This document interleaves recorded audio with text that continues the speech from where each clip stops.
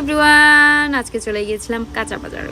Wow, সবুজের সমাহার। দেখেন কি সুন্দর সুন্দর বাজার। আমার দুর্বল পয়েন্ট কিন্তু এই কাঁচা বাজার।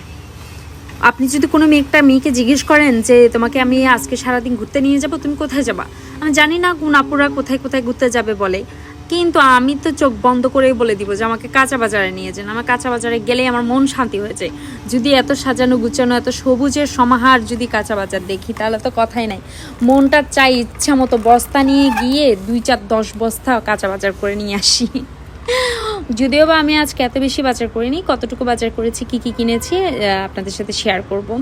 কিন্তু যেটা সত্যি কথা, এই বাজারটাতেই অনেক বেশি এক্সপেন্সিভ ছিল সব বাজারগুলো। এটা কোন জায়গা চিনলে আপনারা অবশ্যই আমাকে কমেন্টস করে জানাবেন।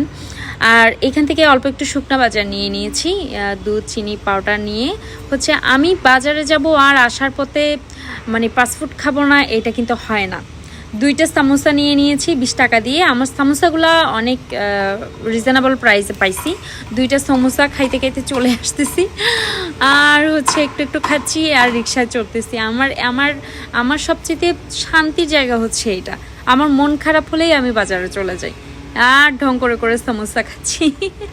আচ্ছা, আপনাদের কার কার পছন্দ এরকম বাজার থেকে বাজার করে আনা আবার রিক্সায় চড়ে সমোসা খাওয়া?